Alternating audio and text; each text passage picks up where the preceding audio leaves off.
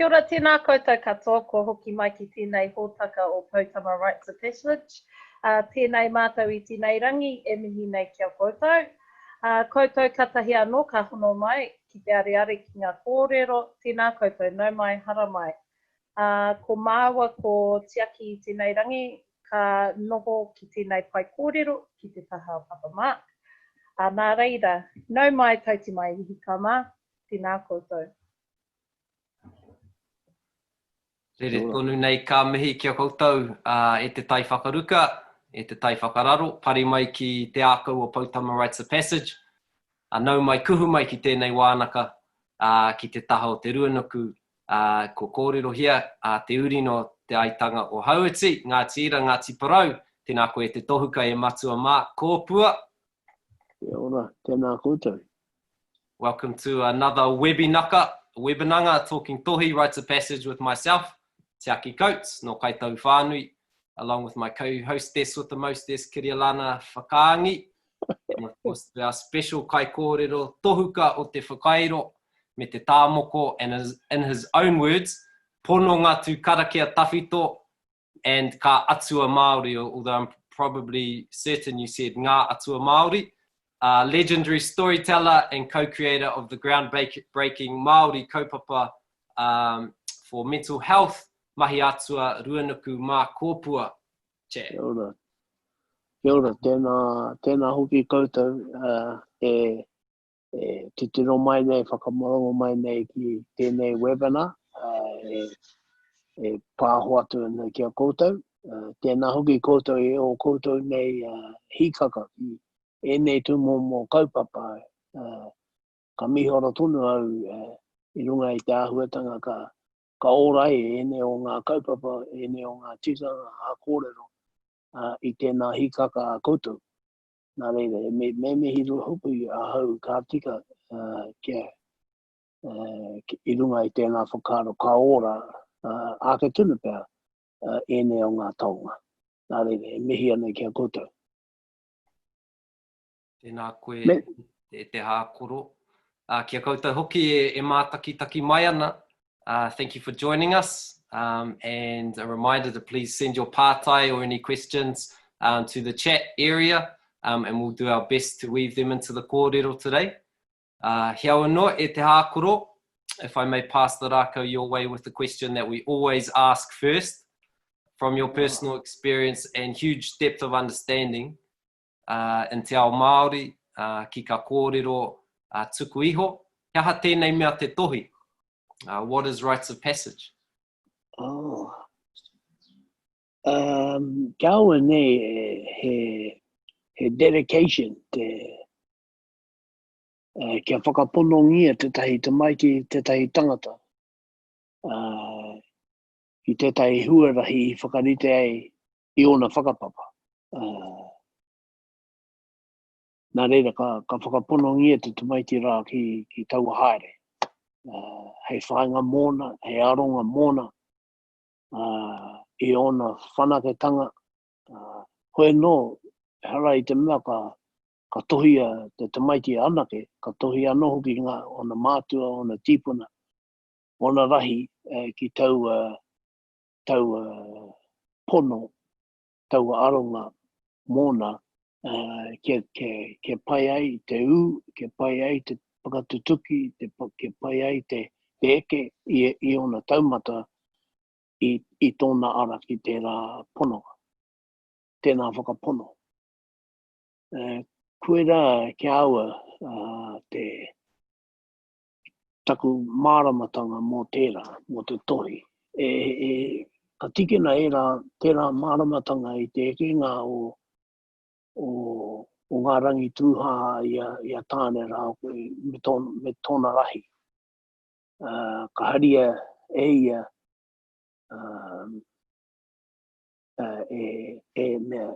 paia te rangi ngā kara kia tohi nei kia tohia tana tuakana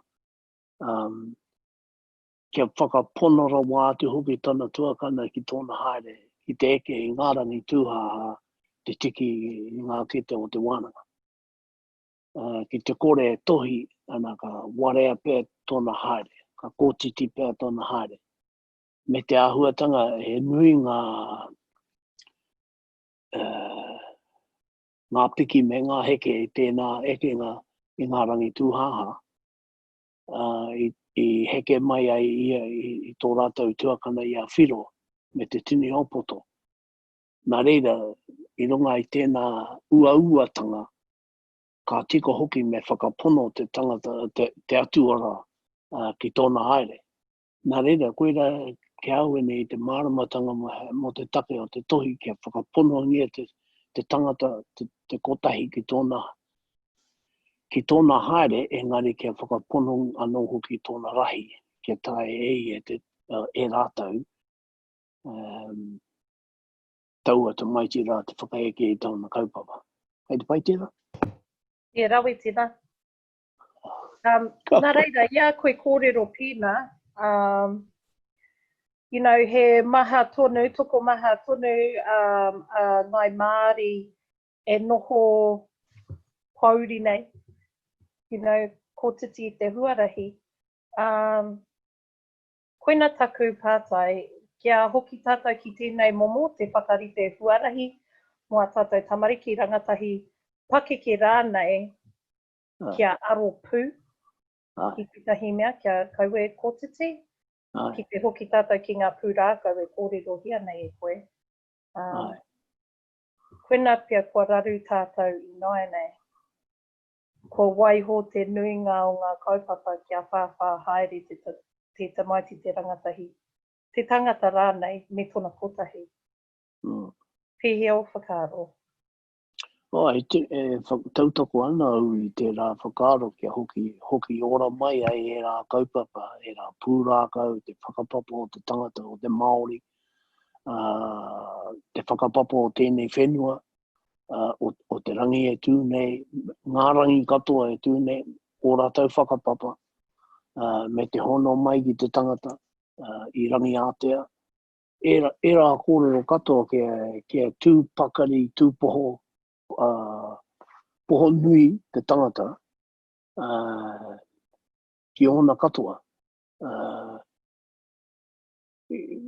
Ko pērā kia ku whakaro, nā Cinderella kia, hoki tātou e whakakotiti. Nā the Seven Dwarfs hoki tātou e whakakotiti. Because we, I tupu pērā hoki mātou i ena o ngā pūrāka. And ko ngaru hoki te wahanga kia tātou, e pāne kia tāne mā, rongo mā, e ngā, and of course I just heard I rongo tunu i te tahi wānanga, te tahi waine. Now she's a teacher and she teaches her kids about the solid seven atua. And one of the homework that we gave her was to ata mātaki mai ngā webinar o mahi atua, and she broke down in her feedback. She broke down. It was very emotional. Mid-60s ke te wainene. And her breakdown, emotional, expressing her emotion, was all based on the fact that she grew up with sanitized versions o ene pūrākau o tātou. And to listen to the webinar stories and to realize that there's so much depth and so much connectivity for us that we've missed out on. So koera tāku e mea nā, kei reira, kei roto i ngā whakapapa, i ngā pūrākau, i ngā karakia, i ngā ingoa, many people ka rongo tonu rātou i ngā ingoa, i ngā kupu nei, and they have like no idea that e hononga kei roto i tēnā kupu. And when we bring those back, how te take I hanga pēnā mai te kupu, how te take I hanga tēnā ingoa mo tēnā tipuna, we get a much deeper, much broader, much more connecting relationship with our past and therefore ourselves. So koera te pai kia hoki to ora mai te ngā kaupapa pēnā I te tohi. But he rita tonu te baptism I roto I te hahi. They dedicate those people to ihu karaiti, dedicate them to God. It's a very, very similar mea. And so that's quick. I'm not saying that they're exactly the same because, you know, he maha o mātou atua.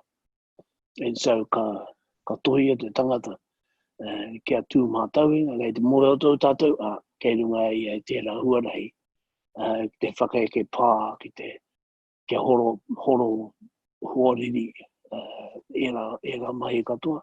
Ka tohi e te tangata ki hene te iwi, kai moe o tātou, tēnā tangata ka kuhu i roto i te whare poroa o hene te iwi era mahi ngā katoa. Kia marama ia ki te whakawhānau pēpi era kaupapa. He maha, so he huarahi maha that our tipuna were understood that there were departments to their world, and people needed to stay focused and dedicated to ensure that those things were fulfilled and there was succession and all sorts of, you know. And of course, indigenous people are well known for the ability to sustain the environment, to sustain cultures, to sustain whakapapa, all those sorts of things. And this tohi is part of that whole ritual and that whole process. I think I might have created more questions than answers in that. I have another question. Oh, okay. Ia koe kōrero mo te āhuatanga, you know, department succession and stuff like that. What about taumo? Oh, tēnā mai te taumo? Yeah. Te tango? Yeah, like, you know, was that he momo tohi or he āhuatanga? Ai. O ko te taumau, te nuinga o ngā taumau e mōnau, mo te me ki pēnei pēo, mo te whānau rangatira, mo te whānau ariki. Ko tōna tikanga noho ki kia toka te tatau pounamu.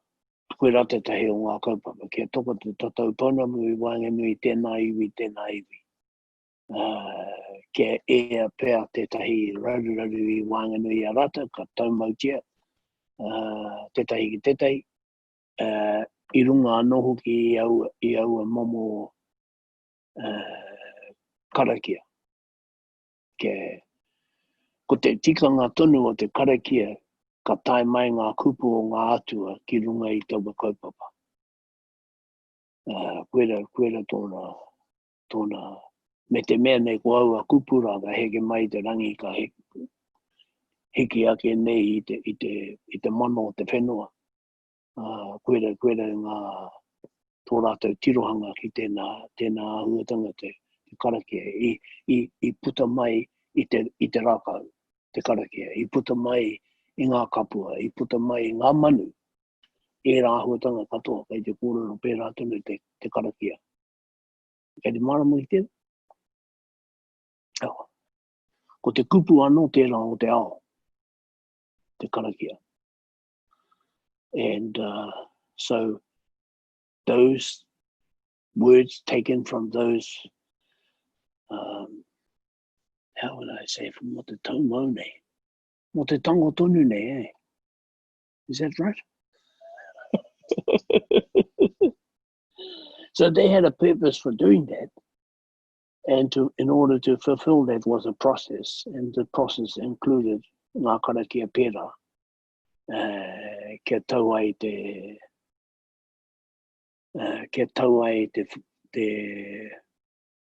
tapu. E rai te mea ko te tapu. I te mea ko te, he rere, mo hatu tātou he rere ke ngā tapu, tēnei tapu ki tērā tapu. Wetai tāma tunu pena peka, me kore hoki e tō pōta e tau i runga i te tepu. Na here re ke tera, because I pāna tonu tēnā ki tō mahuna, engari he re ke tera tapu ki te tapu o te mate. Ko taua tapura e kore hoki mai. But this one here for your hat on the table, ngā wari noia tera ki te mate. So there's all these different levels of tapu, and there's also different levels of kupu, karakia e pāna ki taua tapura. So dependent on te eke o te iwi rangatira, o te whānau rangatira, whānau ariki ne e moe tonu nei, that's where you get your kupu from. E te marama tira. I think I'm not marama tira. Ka pai. E te hakoro, I'm thinking about what you were saying about tāne and the process that tāne went through. Would our tamaiti, as they're coming of age, would they have gone through a similar sort of process and told these kinds of pūrākau at the same time? Oh yeah, definitely. Because the objective of that is those pūrākau inspire them. That their tipuna, their atua nei, ngā mai o ngā atua nei, was to inspire them so that they would feel connected to the journey that they're on. So, you feel more mea o ngāti pro, me ka kōrero tunu tātou, you got a big game coming up or something like that. Who was playing TVC or something, but to flip it around. The Barry Cup. Me kōrero tunu te pūrākau mō tūwhakairi ora, because that was a true warrior, and it's you do that to inspire that team. Me whawhai tunu kia rongo ai tō ringa I te mamai o te mate. So you go hard, so your body feels the pain of victory. Those sorts of kōrero that came out of our tipuna. Those are the so koe rā te tikanga ka whai tunu ne mātou mahi atua, tātou katoa tunu, to those pūrākau as a ways of inspiring and connecting with us. Most of all, to connect, so we feel connected to our ancestry and to our environment. Kia aua nei ko ngā atua ko te ao e noho nei tata. E hara I te mea ka rite I roto I taku hinengaro ka kute hoki te tahi āhua pēnei te tangata. No, kei te whakaaro tuna mō tangaroa ka kite au I te wai I ngā ika I era tu āhua tanga ka whakaaro mō mahuta, ka kite anō au I te rākau. I te rau o te rākau, I te peha o te rākau. Koera te ao, koera ngā atua o tātou ko te ao e noho tātou. Because often we get this is where the not the sanitized, but it's a whole mixture of perspective, and I think that we have this tendency to visualize our atua Māori as human, and they're not. No, even pera ia tiki mā ia tāne mā, they're the essence or the energy that's male. It's not human. It's because ka kite hoki au tetahi rau rākau I waho of my house. Ka rau I te mohe o mea, is that a female leaf or a male leaf? So it's not. When we start thinking like that, it's a human thought. It's all a human-centric approach to it. Engari ko te ao anō tātou he rākau koe, he manu koe, and we're the taina. We're part of that ao, but we're the taina of taua aora. I think that's important to mention because mena ka hoki tonu tātou ki ngā whakapapa o tātou mātou tipuna ka marama pū. Ki roto I te tangata, ki roto rāno I te ngākau, me te manawa o te tangata, we are the taina o te ao.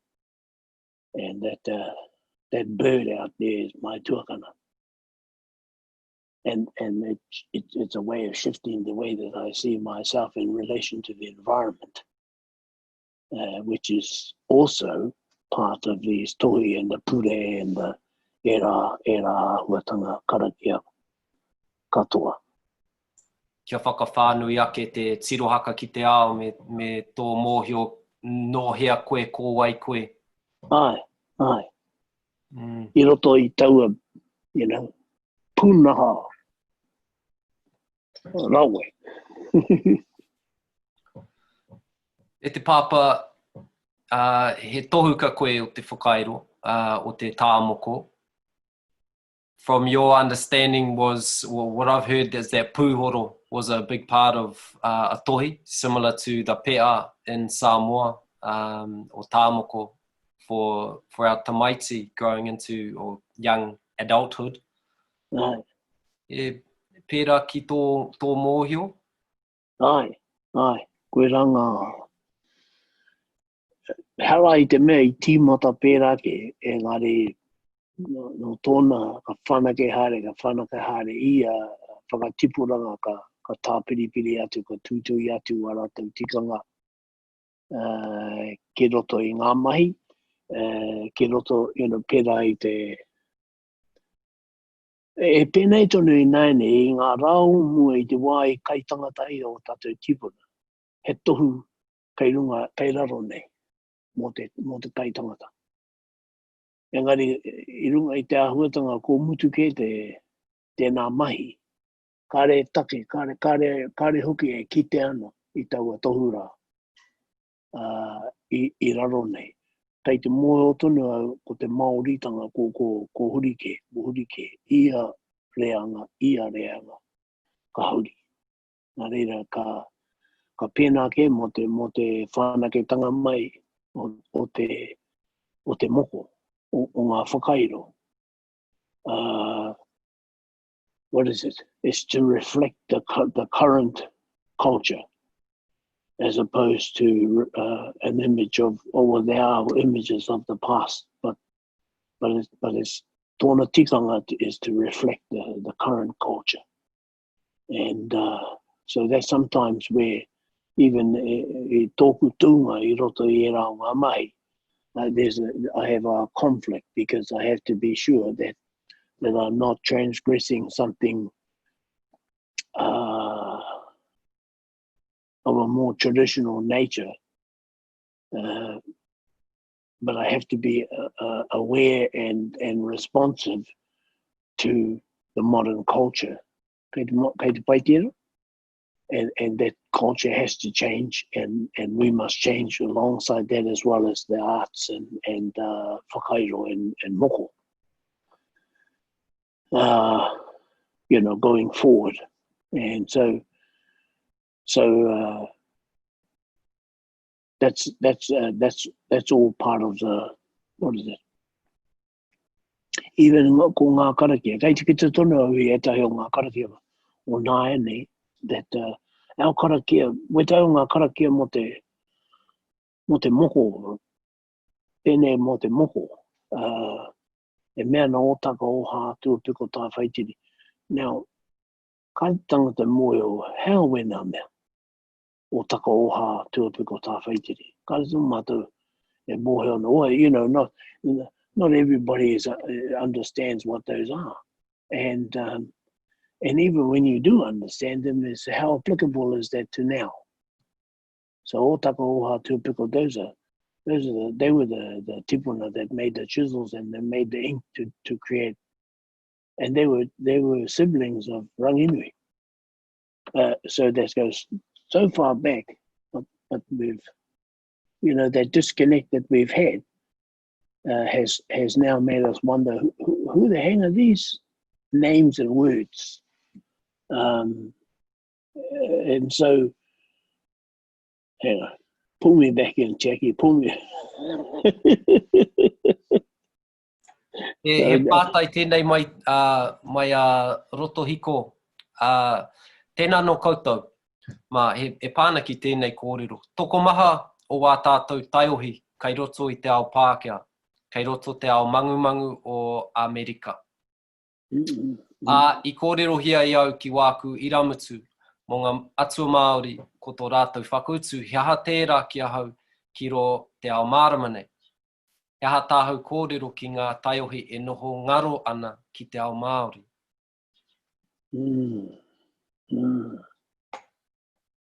You know, kei te hoki nei aku whakaro i te wā i au e pēnā nohu te pakake.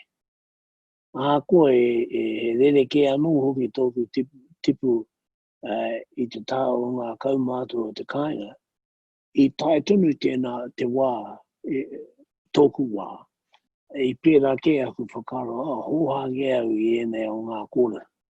Hei te hihi au i te hare, te rapa atu i te tai huarahi anō.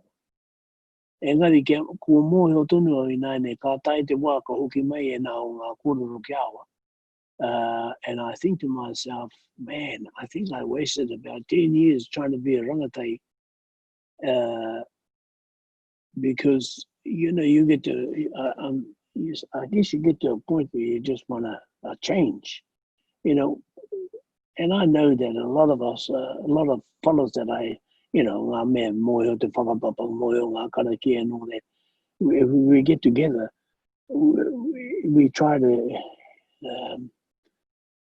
so I guess it's trying to be just normal, like anybody else sort of thing.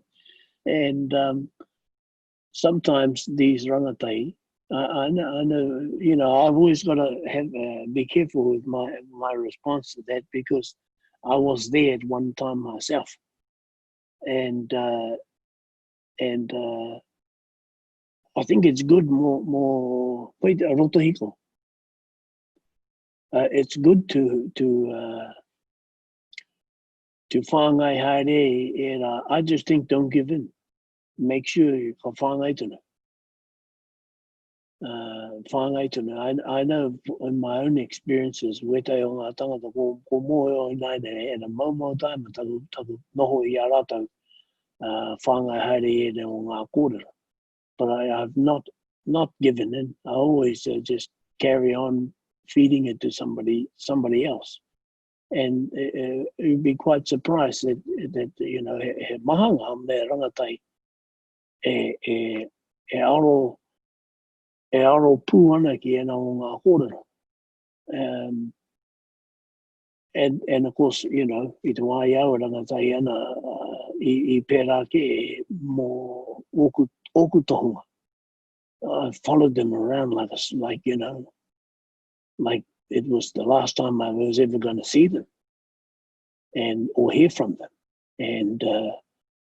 And then, of course, after a period of time, I think that these things come in phases, because after a period of time, I sort of phased out and wanted to be something else. But I think me kaha tonu te whāngai ki a rātou o kōrero, ki a rātou. It'll come a time that, as we know, that modern time trends will fade out. Because koe rā tāku, ko te Māoritanga e kōrero nei nā tātou, it's been here for generations and generations and generations, and largely from a traditional standpoint, it hasn't changed too much. Our environments have changed, and that will impact the change in the culture, but it's stayed consistent. And what our children are listening to now will not necessarily be what they will be wanting to listen to tomorrow. Because that's how quick things change for there. You know, Bebo, then Facebook, then LinkedIn, then it just changes so much. I couldn't be tonu tātou ki Bebo. But what I'm getting at is really just don't stop trying to feed to them. Sorry. Yeah. No, pai tonu tina kōrero. So, you know, I a koe taiohi, what was it that you thought you needed? Like if we're thinking about our taiohi now, that just, they obviously know that what we want for them is not what they want right now and then. And what is it that you think you needed there's a taiohi why you would, you know, get hoha, become hoha. I was influenced largely by Bob Marley. Yeah, I fancied being a bit of a Rastafarian. And it was largely because they had a philosophy that resonated with me. They had a struggle that looked like ours, not worse than ours, obviously, but they had a struggle and they talked about it in their songs. And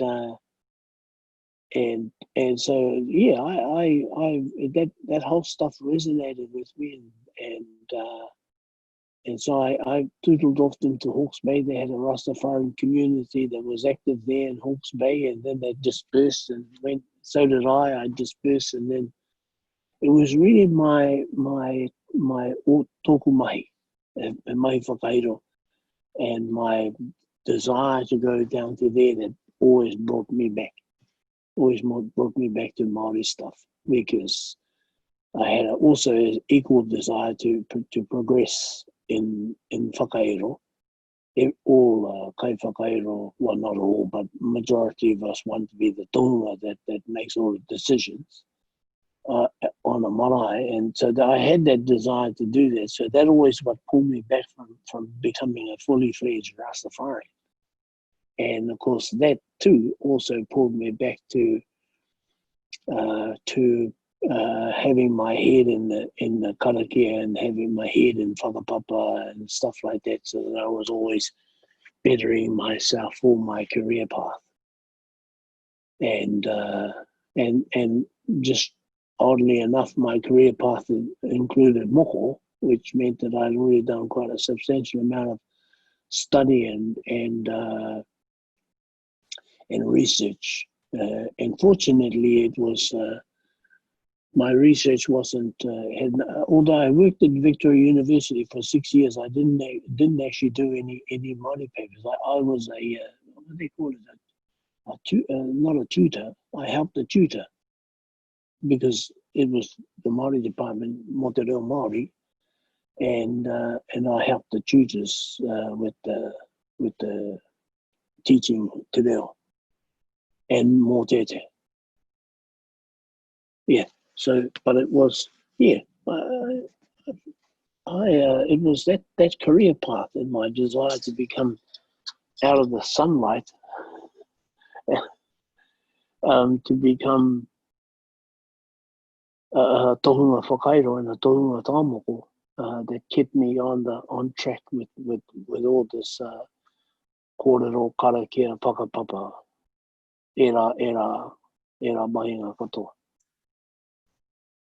E te pāpā, hiaha ka tino, hiaha ka tohi i a koe hikoi ana mai te tamaititaka ki nāianei. Hiaha ka tino tohi? Hiaha ka tino tohi? I roto i tō haereka nui nei. What were the significant rights that you experienced along the way? Oh, yeah, era mo te i haere tunu au i te Tahu e te hoa tohunga. Pera tunu ko te tai tohunga. Ākoa i ronga nui ai no wanganui, no Taranaki, Ruka Broughton, Pakeke. He pānga no tāna ki roto o te tairāwhiti, ki uawarano. Nā reira tonu au Mamoe i piritahi ai, me taku hia ki te rangahau i ana Kōrero, a tuari mai e, ana Kōrero ki awa, and nā tonu ka tino hihiko ka mura te ahi i roti awa, ki te whai o na tapu ai. Nā reira tonu ka kite, ka haere tonu au i tōna taha i ae, tohi te maiti ana i ae, whakamāraina ana i ngā tangata, ka tūhonohono ngā tangata, ka tūwhera whare, ka era tūwhera pā, era mahi ana. Nā ka ako haere au i ana Kōrero, ka ako haere au, he hanga tikanga, hanga kōrero, wetahi tāma, e hara i te mea wetahi tāma tonu. Engari, tetahi tāma tonu, ka nāna I tuku mai te tahi wahanga ki awa. So, tūno wiri au I te rawa. I te mea I mua anō hoki te tahi marea. And engari, ko tāna tunu te hia kia te mea ko pakari au I roto I tēnā haere. E tahi tāma tunu ka nāna I karanga ngā hui e rua mō ngā tohunga karakia. And ko tāna tunu ka me haere tunu au I tōna tāki te nō ki te whakarongo ki ngā kōrero o tēnā ope. Kia mārama tunu au ki ngā whakaaro o te tohunga e noho tohunga mō rātou iwi. So he pērā tonu. Engari kāre I te tohi au. Kāre no kia whakapono au ki te tei haere. Engari,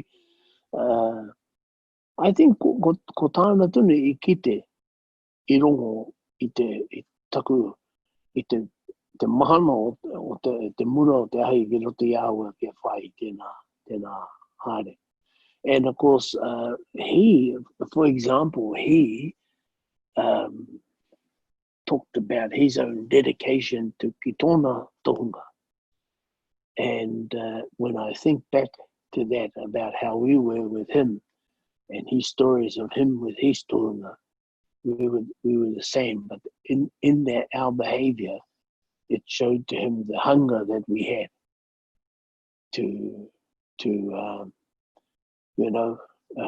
we all wanted to be like Bob Marley, and so we started wanting to grow our hair to look like him, and participate in other things that emulated or that was a reflection of what we admired about him. And the same was with us with Ropa. We wanted to really be in his footsteps and follow that. So it was that exposure that he gave to us that we got from him and his dealings in a short period of time. But it was definitely an opportunity to learn more about those things and observe what they did, how they did them, to listen to what they said and when and how they delivered them, those sorts of kōrero. Yeah. Papa, from your vast knowledge of our tikaka tuku iho, are there practices that you'd want to revive or retain for modern rights?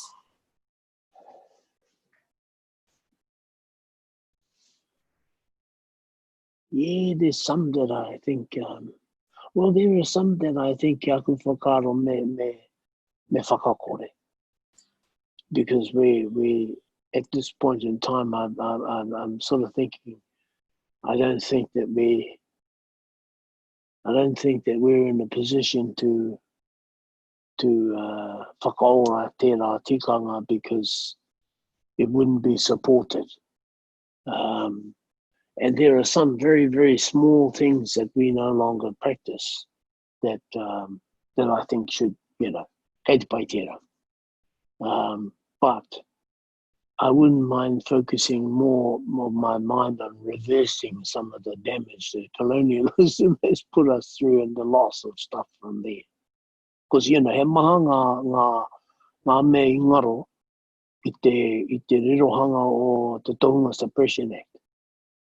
Kupu, koe, Kaupapa, whakaaro, tonu, all gone. So I wouldn't mind putting a lot of energy into reversing all that. Te ahuatanga nei kia taki ai ngā kanohi o pēnei nei tohu nei. Those things were impacted by that tūtai. And now we're having to retrack and try and revive those things that are already lost in it. Because, kei te mō tōna tātou, ko hoki tonu mai te enei tohu. Hoki ora mai enei tohu. And I think it's, for me, a lot of people, you know, they have their own whakaaro, e pāna te tikanga me te hōhunutanga o enei tūma mo āhuatanga. Engari kāre tunu e tino honora wātu ki ngā kōrero tawhito kia maramai nā te hatunu take mai tēnei kaupapa. Because I tell you, even in my own experience of learning from our kaumātua that shared their knowledge about moko with us, if they hadn't, we'd have been just guessing. Just a big fat guess. But because they did, we were able to go down that track with a little bit more, a bit more informed than had they not shared their kōrero with us. And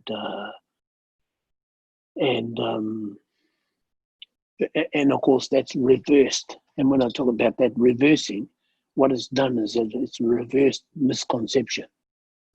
So pēnei tonu ko te pēnei tonu ka pōhe tonu tātou mai anō hoki I awa tamariki ana ka pōhe tonu tātou me kuia te tangata te waine e mau moko nei pēnei I a kiri nei me kuia te tuatai nā kei te he tēnā. So those are the misconceptions that we have. Those are the things that we're trying to reverse. That you have to ask for permission. It is a tonga tuku iho, but it's not a present. You know what I mean? You have to behave well to get this present. You behave as Māori to be a Māori. Koera taku whakaaro mō tērā, that we have to reverse all those misconceptions that have come about because of colonization and the disconnect that we've gone through with moko. To even reverse the whole notion that idea of meritocracy where you have to earn and have value.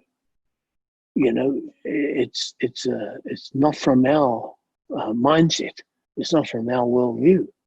Our worldview is you are valuable. Mai I te kōpū o te māma. Nā reira tunu, everybody ka tohia te tamaiti because that's the value that they've had held on them. Mahara tonu au I tētai o aku rangahau. E kite au I ngā tuhituhinga. I pānui au ngā tuhituhinga tētahi prihi, minita, Pākehā, tuatai, te kumai ki roto te tai rāwhiti.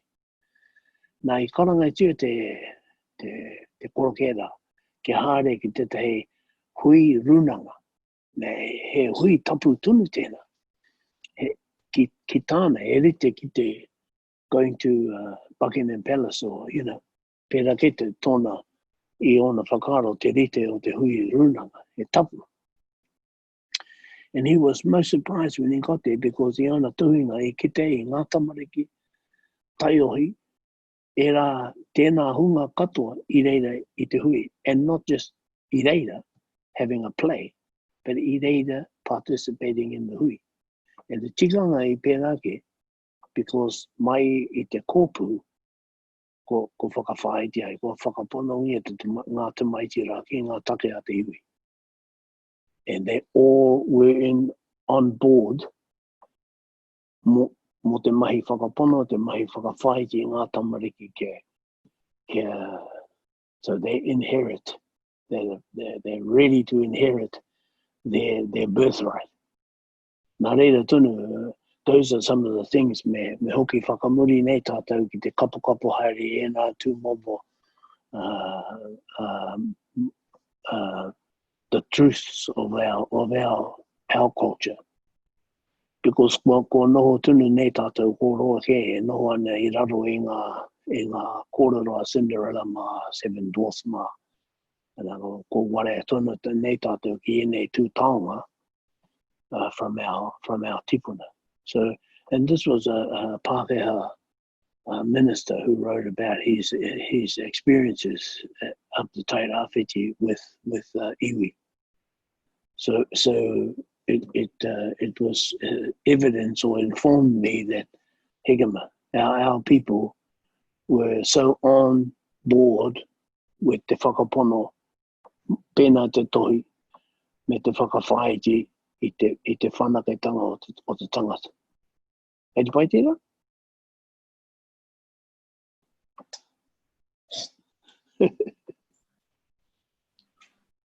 He pātai anō mai roto hiko, he whakaarohi au mō wāku kōhine.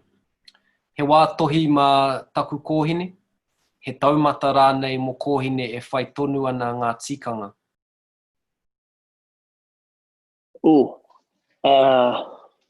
Kia oni me marama te kōhine rā, te take o e rā mai. You know, I guess what I'm saying is, kauaka tuku mā te, hang on. Yeah, kia ua, me marama tuatai, te kōhine rā, te take o tōna, o taua mahi rā te tohi. Haunga tērā, ke marama tōna rahi ki te take o te tohi rā.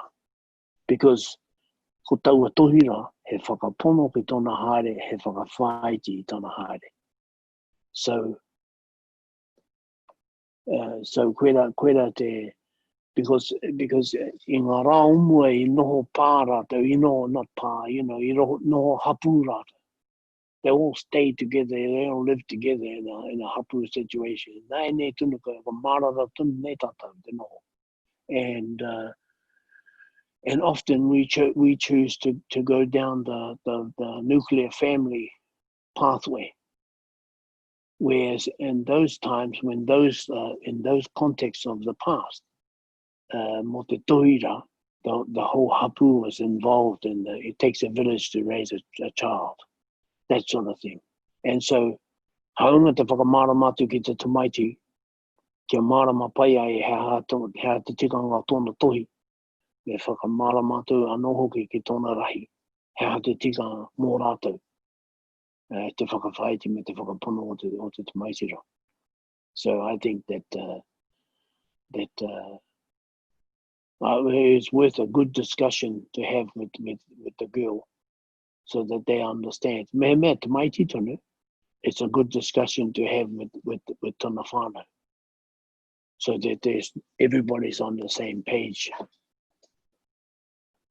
Ka pai. Pātai no, tēnā koe te tohunga me pēhea hau kia kimihia te tohi e tikana mō wāku kōhine. Tērā pehe kōrero anō mō Kiri. Hai, tīnā tātou. Yeah, kei te pēnei mātou ki te tai rāwhiti tēnei wā tonu. Kei te tuari hia I inei āhuatanga ako wānanga ki a mātou kōhine, ki roti te wānanga o tira mahitahi me te whānau. Ko tō mātou mahi ki a mātou kōhine. Te wānanga hia I te tuakiri o te tangata, ki a rātou anō. O tira ka hono atu ngā kōrero o te atua, ngā hine atua o tira ngā pūrākau, hei kinaki I tēnei wānanga. Tuarua ki te tohi, ki te pure rānei me te wānanga, ka whakamārama atu, I ngā kōrero pira I a Papa Mark. Hea te tino take. Hea te tino take o tira ko ngā hua ka puta mai a muri aki. Nā reira, ko te mea nui kia whakawhiti kōrero ki wainga I o kōhine, ki tō whānau, ki tō hāpori. Kimihia he tangata he whānau rānei, e hihi ana tēnei momo kia māma noa mau o tira mō tō whānau. He māma, he ngāwari, te hono atu ki tētahi tangata e hihi ana I tēnei. E mau anō I nā āhuatanga e whakatō. Hara i te mea me kimihia ngā mea no nehera. Whakarite he kaupapa e tika ana mau o tira mātou pāharakiki. Me te mea nei, e taia ai te kaki. Kaue kimihia he kaupapa hohonu rawa ka toromi, ka ngaro no, ka kore hihia no koe te pā, kimihia he huarahi ngāwari, hei timatanga mā koutou. Koena noa, ki te whakatō koe i tīnā kākono ki roto i aia, ka tangata whenua tīnei, ka ngāwari te tuku. Runga i ngā kupu o te pai. Good intentions do a lot for us sharing those kupu. I think if you can create a community around the intentions that you want for your kōhine, this will flourish before your eyes. And you don't have to go and grab something that has already been written for someone or is that deep that we don't understand it, because that's where we become lost and we give up because we don't know. So create something that's going to be perfect for you and your pāharakike, and do it with good intention and he timatanga mō.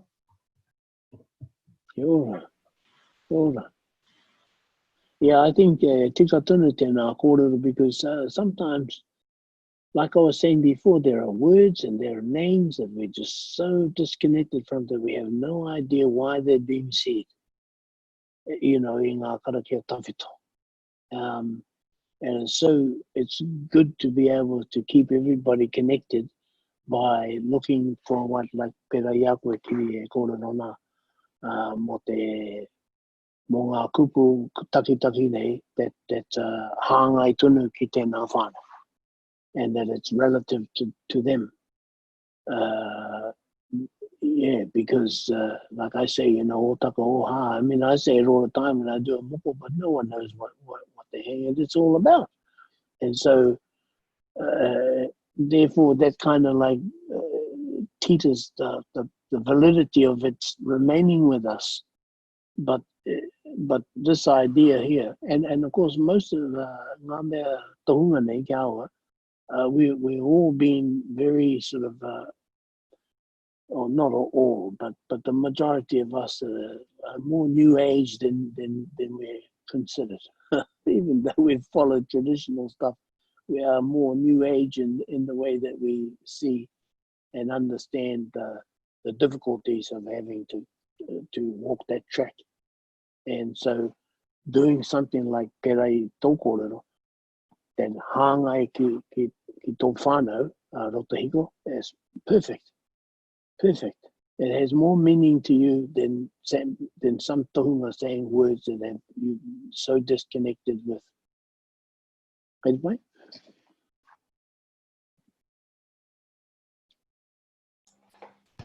Ai aroha mai te kimi au taku oro reo. Pai tonu tina, and I think that we must not forget the essence and the values that we have within our own whānau. And not, it's really good to research and have conversation, because that's where we get our best wānanga, is through conversation. And if people are sharing experience, that's even better. But we must remember that we have our own essence and value in people, in ourselves, that we shouldn't underestimate that too. You know, ka rongo tātou I te puku. Good and bad. There's a butterfly there that we feel, and ka rongo. If we know it's good for us, we have a good butterfly. If we know he tohu matara, ka rongo hoki I tina. So yeah. I want to add something to this, because sometimes when I'm telling stories, and I tell you what, I don't know where I've been told off by my wife for sharing stories in this way, because I have a lot of fun with those stories. I don't try and whakatapu those stories, because that sort of stuff we don't want to go near that. And so I often talk about Rangi Nui meeting Papa Tunuku at the Sugar nightclub here in Gisborne. those sorts of kōrero so that we can actually have fun with our pūrākau and fun with our karakia and fun with our tipuna and those sorts of things, as opposed to being wehi toward them. And suddenly, often I often have the suspicion that often we will strangle our tikanga tawhito with tikanga. we strangle them to death, and while we're trying to breathe life back into it, they get strangled with too much tikanga.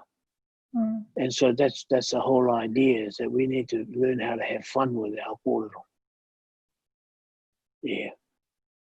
So be flexible with pērā mo te kōrero mo roto hiko. Be flexible and be innovative and creative and you know. And the other thing mo te tohi nei, e hara mo te wā kotahi ka taki ai ngā karakia, ka hui ka tō ki ngā tangata ki te hiki te maiti, e rā ahuatanga katoa me hikina, mai taua wā whana ki haere kia pake ke rano. That's the tohi. The tohi is that long journey, not just that one moment. Ka mai? E te papa he pātai tāku kei te kite hoki au I ki te wā, whāminiti kei te toi. You've talked a little bit about tāne, te piki ki ka raki tūhaha. What other pūrākau should we go and seek out that you're aware of for this kaupapa of tohi?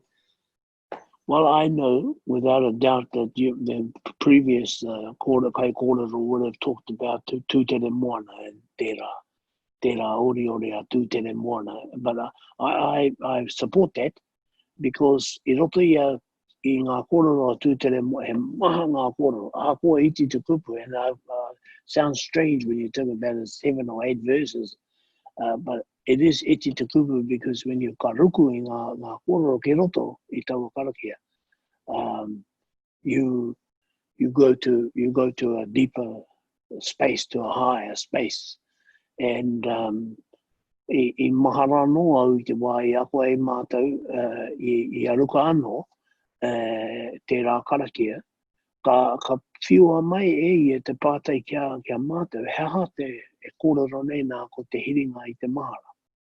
Nā ko mātou ka kite hoki nei, and being an artist, my visuals, my internal visuals are of somebody going through the clouds, you know, trying to visualize how te kōrero tāne kake haere I ngā rangi tūha ki tiki orangi.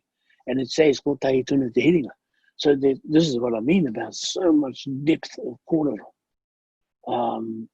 And so I would encourage, because at the end of the day, it taught us that rangi, te harenga tāne ki tiki orangi, was an external journey, was as much an internal journey as it was an external one.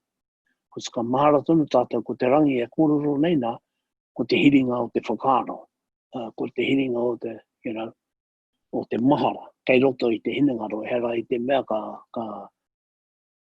hiri I wheake, ka hiri I rotona. So, nā te pūkaha o tō hinengaro, nā ka eke koe. So that for me is a pinnacle of learning things, was in that karakia. Another one that I looked at, that I think is a good example, and it's not because it's from Tolova Bay, but if you look at it, and I watched for a brief while there, te kōrero kia Wayne. Now, a Wayne, ko maui a Wayne, te tangi a rangi uia, for years, say as myself, have known that maiata for years. And you know what, we still don't really understand it. Because te hohone o ngā kōrero, hakoa iti nohe o ngā kupu, te hohone o ngā kōrero. But those are the best places. I te tau Wayne mā, I te tau wera e tohungana ki aua karakia rā, te whakamārama. Hea te iti te rahi o ngā kete ke roto I era o ngā karakia. Nā reira e ka kōrero tonu au mo te tawhito rangi, te tawhito uanaku, te tawhito atua. E rā o ngā wai. He wai tapura wātu, e kore heke mai I tiki orangi. ka noho tonu I tiki orangi. So there's all those sort of things that come out of that karakia that can be a help mo te roto hiko nei me ana whakara mo tona kohine. Is that right? Ka mautu ihi. Well, you know, Papa, ka tai ki te wāhanga mutunga kia tātou akini. Anā reira, e mihi tēnei ki a koe. E kore rawa mātou you know, kua rawe tēnei wānanga ki a koe tēnei rā. No mātou te honore, no mātou te whiwhi. So, if you're interested, we'd like to invite you to one of our wānanga. You know, somewhere along the track, it'll be cool to have a kōrero again. Later on down the track, and I'll send you home with some yummy fried bread or something. But we are absolutely just grateful to have you in our space today. Ko whakawātia nei I tō rātaka kia hu kia māua ko Tiaki o tira te whānau o Pāpārangi Rites of Passage. Ka kōrero hea te tangata, haere te kimi te mātauranga whakahia I tō ki te kata I whāngai atu ki te maria e tatari ana. Kua pēnā I tēnei rā. Kua whakaki anō I te kete mō Pāpārangi Rites of Passage, tō mātou mahi I naenei, kia hoki, kia horahia ki te papa hei whāngai I a tātou tamariki taiohi, te whangana mā mātou. Nā reira, tēnei ka mihi atu kia koe. Kia ora, tēnā kōrero, tēnā koutou. Mauri ora ki a koe te rakatira. Mā te wā. Ai.